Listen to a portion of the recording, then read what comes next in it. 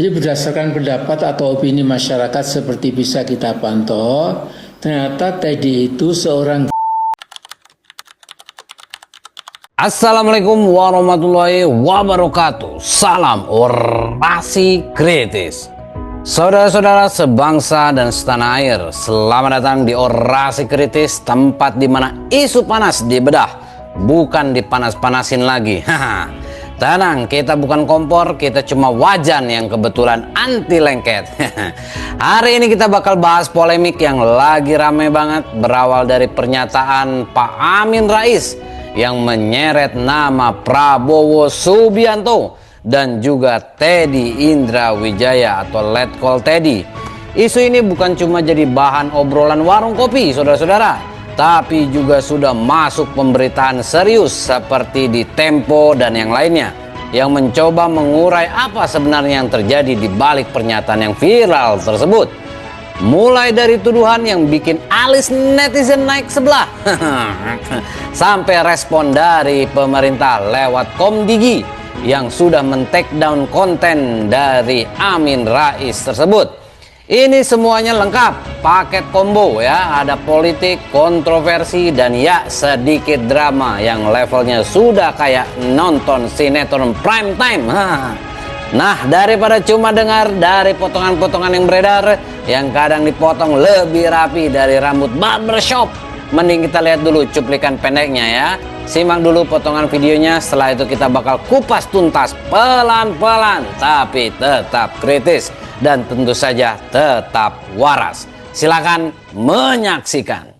Jadi berdasarkan pendapat atau opini masyarakat seperti bisa kita pantau, ternyata Teddy itu seorang. Rekam jejak kritis dan keberanian beliau sudah kita saksikan bersama sejak zaman Orde Baru. Dan yang ketiga, kami mendengar ada pihak yang akan menempuh jalur hukum. Prinsipnya itu adalah hak konstitusional. Kami tidak berhak untuk membatasi. Tapi jangan sampai hukum dijadikan alat pukul politik yang tebang pilih sesuai dengan selera kekuasaan. Dalam statement dari Komdigi jelas bahwa kita akan melakukan langkah-langkah sesuai dengan tugas Komdigi yang diamanahkan di Undang-Undang ITE ketika menemukan hoax dan juga ujaran kebencian. Apa langkah-langkah dan kewenangan Komdigi, teman-teman bisa cek sendiri ya. Jadi salah satunya adalah melakukan take down. Jadi melakukan take down itu adalah juga bagian dari proses langkah hukum yang memang menjadi kewenangan Komdigi. Tentu yang akan kita lakukan, ini kan ada beberapa media yang bukan media ya, mungkin saya nggak tahu media atau bukan, tapi seolah-olah akan ada gugatan dan lain-lain. Ya tidak benar, itu bukan kewenangan Komdigi. Komdigi jelas menyatakan bahwa langkah yang diambil Komdigi adalah sesuai kewenangan Komdigi di Undang-Undang ITE. Oke, itu tadi cuplikan pendeknya ya. Kalau Anda menontonnya sambil mikir ini serius atau lagi stand up komedi politik, tenang, kamu tidak sendirian. Sekarang kita geser dari mode penonton kaget ke mode warga yang mulai mikir. Karena di balik pernyataan tadi dari Amin Rais ya, kemudian ada Ketum Partai Umat, dan yang terakhir ada dari Komdigi.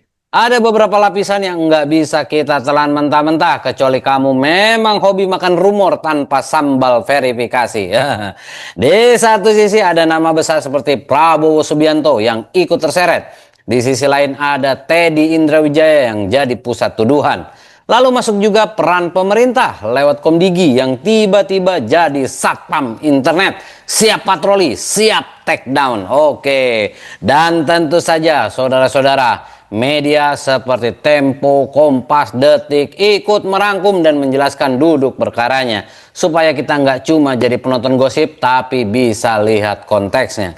Nah, pertanyaannya sekarang, ini murni kritik politik atau sudah masuk wilayah spekulasi yang kelewat jauh? Dan kenapa isu seperti ini bisa cepat banget viralnya, saudara-saudara? Tenang, kita tidak akan menjawab dengan emosi, kita jawab dengan analisis yang semoga lebih tajam dari komentar netizen. Tapi nggak setajam mantan. Yuk, kita bedah satu per satu. Baik, sekarang kita masuk ke bagian inti. Kita bedah pelan-pelan supaya nggak ikut-ikutan panas, tapi juga nggak jadi dingin, beku kayak komentar yang cuma first doang. Pernyataan dari Amin Rais jelas jadi titik awal ya. Dalam pernyataannya ia menyebut hal yang sangat sensitif terkait Letkol Teddy. Masalahnya bukan sekedar apa yang dikatakan saudara-saudara, tapi apa dasar dari pernyataan itu. Kalau kita lihat penjelasan yang beredar, termasuk yang dirangkum oleh beberapa media, sumbernya lebih banyak berasal dari konten media sosial, video YouTube, dan interpretasi pribadi. Nah, disinilah mulai muncul masalah klasik. Internet itu cepat, tapi belum tentu tepat. Dalam demokrasi, kritik itu sah, ya, bahkan perlu. Tapi ada garis tipis antara kritik berbasis data atau spekulasi tanpa verifikasi. Kalau tuduhan menyangkut kehidupan pribadi, ya, orientasi seksual, aduh ini nih, ya kalau gay juga jangan sebut-sebut lah. Relasi personal, maka standar pembuktiannya harus lebih tinggi, saudara-saudara.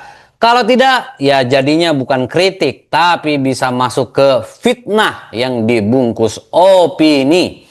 Dan di era sekarang opini bisa viral lebih cepat daripada klarifikasi ya. Ironis tapi itu nyata saudara-saudara. Mari kita jujur sedikit. Kalau isinya cuma analisis kebijakan fiskal jangka menengah, kemungkinan viralnya 0,0001%. Mungkin. Tapi begitu masuk isu pribadi, tokoh besar seperti Prabowo Subianto, unsur kontroversi, boom, langsung algoritma bilang ini nih yang dicari netizen. Ditambah lagi potongan video pendek, judul yang provokatif, debat di kolom komentar, lengkap sudah. Viral itu bukan kebetulan, tapi resep. Masuklah pemerintah lewat Komdigi ya. Perannya menangani hoax, mengawasi konten digital, melakukan take down jika melanggar. Secara aturan ini mengacu ke Undang-Undang ITE. Tapi di sisi lain muncul pertanyaan publik, apakah ini murni penegakan aturan atau bisa dianggap sebagai pembungkaman?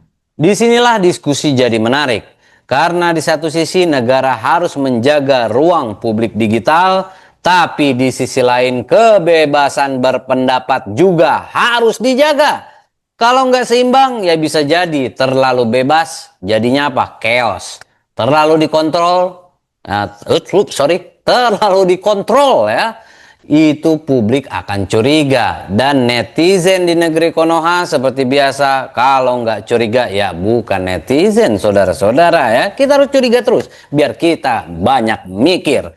Dampak nyata bukan sekedar viral, yang sering dilupakan. Di balik viralnya isu ini ada dampak nyata. Untuk Teddy Indrawijaya atau Letkol Teddy, reputasi bisa terdampak bos. Masa disebut gay? Letkol itu loh, bukan kaleng-kaleng ya. Letkol, ingat, persepsi publik bisa terbentuk tanpa verifikasi, kan kasihan ya. Masa badan tegap kayak begitu disebut gay? Untuk publik makin sulit bedakan fakta versus opini. Makin mudah terpecah karena narasi. Dan untuk politik ya bahan bakar baru ya. Kalau untuk politik dipoles kalau di politik. Kadang kita ini unik ya, kalau ada berita penting nanti aja bacanya, tapi kalau ada isu kontroversial kayak begini, mana linknya? Kirim sekarang. Mungkin. Jadi jangan heran kalau konten seperti ini cepat naik. Yang heran itu kalau netizen tiba-tiba baca jurnal ilmiah rame-rame. Nah itu bahaya ini. Masa baca jurnal ilmiah rame-rame tapi bagus itu ya. Tapi itu akan jadi breaking news di negeri ini. Oke, kesimpulannya dari semua ini kita bisa tarik garis saudara-saudara. Pertama, pernyataan ada ya. Jelas dan videonya sudah di take down ya dari Amin Rais Official ya, dengan pernyataan beliau yang cukup kontroversial yang menyatakan apa ada hubungan istimewa ya antara Prabowo dengan Teddy gitu. Dan kemudian Teddy disorientasi seksual katanya jadi gay. Nggak mungkin itu ya. Tapi ya itu Anda yang akan menentukan. Yang kedua, bukti kuat tidak terlihat. Jelas tidak ada verifikasi sama sekali ya tentang hubungan istimewa tersebut ya, yang masalah seksualnya. Kemudian ketiga, reaksi publik besar ya. Dan keempat, pemerintah ikut turun tangan melalui Komdigi. Oke, jadi itu ada 4 kesimpulan kita. Artinya apa? Ini bukan sekedar isu biasa, ini sudah jadi polemik nasional berbasis persepsi dan distribusi informasi. Dan di era sekarang persepsi kadang lebih cepat dipercaya daripada fakta. Ya, bisa jadi ya. Nah, sekarang pertanyaannya balik ke kita ya. Kita mau jadi penonton yang ikut arus? Atau jadi penonton yang mulai berpikir?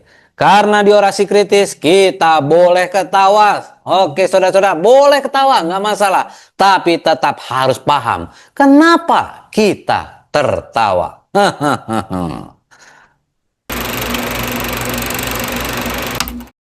Saudara-saudara sebangsa dan setanah air, akhirnya kita sampai di ujung pembahasan. Dari satu pernyataan Amin Rais, kita lihat bagaimana nama besar seperti Prabowo Subianto dan Teddy Indrawijaya bisa ikut terseret, lalu berubah jadi bola panas yang menggelinding kemana-mana. Dari situ juga kita belajar satu hal sederhana ya. Di era sekarang yang cepat itu bukan cuma internet, tapi juga kesimpulan. Dan seringkali kesimpulan datang duluan, sementara fakta masih nyari ojek di belakang. Berbagai media mungkin mencoba merapikan cerita ya, tapi di luar sana cerita sudah keburu liar duluan. Ada yang percaya, ada yang bantah, ada yang jujur aja nonton cuma buat hiburan. Dan di titik ini kita punya pilihan, ikut menyebarkan tanpa cek atau berhenti sebentar dan berpikir.